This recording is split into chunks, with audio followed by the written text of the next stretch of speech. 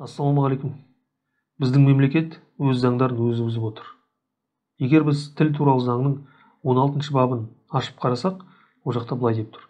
Қазақстан Республикасында мемлекеттік тілде, ал ұлт топтары жинақы тұратын жерлерде сол ұлттардың тілдерінде жұмыс істейтін мектепке дейінгі балалар ұйымдарын құру қамтамасыз етіледі. Бұл сөз не білдіреді? Бұл сөздің мағынасы бүкіл Қазақстан бойынша балабақшалардың бәрі қазақ тілінде болуы тиіс. Бірақ кейбір өңірлерде, ол қандай өңірлер? Ол ұлт топтары жинақы тұратын өңірлер.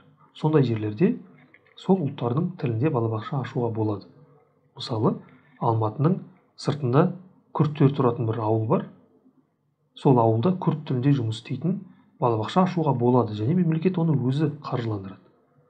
Сол сияқты Алматы облысының шығысындағы ұйғырлар топтасып тұратын жерлерде ұйғыр тілінде жұмыс істейтін балабақшалар ашуға болады, және мемлекет оны өзі қаржыландырады. Немесе Қазақстанның солтүстік өңірлерінде Петропавловскта, Ақмола облысының кейбір қалаларында, Щучинск деген сияқты, Қостанай облысының қалашықтарында орыс тілінде жұмыс істейтін мектептер, балабақшалар ашуға болады. Орыстар топтасып тұратын жерлерде ғана. Және мемлекет өзі оны қаржыландырады. Ал енді Алматы қаласын алып қарасақ, мен өзім тұратын Ақсай 2 шағын ауданында 4 балабақша бар. Олардың екеуі аралас тілді, қазақша, орысша. Біреуі қазақ тілді, біреуі орыс тілді. 50-50. Бірақ мұнда орыстар топтасып тұрмайды ғой.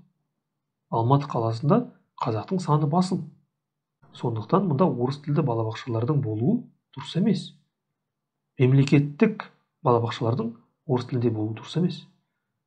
Алматы қаласында балабақшалар тек қазақ тілінде ғана болу керек. Мемлекеттік балабақшалар. Жекеменшік ол басқа әңгіме. Бірақ мемлекеттік балабақшалар 100% тек қазақ тілінде болу керек. Өйткені мұнда ешбір ұлт тобы топтасып тұрмайды. Алматы қаласы бойынша қазақтың саны басым. Және бұл Алматыға ғана тиесілі емес. Басқа көптеген қалаларда да жағдай осындай. Бұл заң бұзушылық. Нақты егер Алматыны алып қарасақ, Алматы бойынша мемлекеттік балабақшаны орыс тілінде ашу заң бұзушылық. Мемлекет өзі өз заңдарын бұзып отыр. Егер мемлекет өз заңын бұзса, өз заңын қадағаламаса, онда ол қалай халықтан талап ете алады? Халықтан заңның орындалуын мемлекет қалай талап ете алады? Және бұл жалғыз ғана заң бұзушылық емес. Осы тіл туралы заңның ішінде тағы да біраз баптар бар, мемлекет қадағаламайтын, мемлекет өзі бұзып отырған.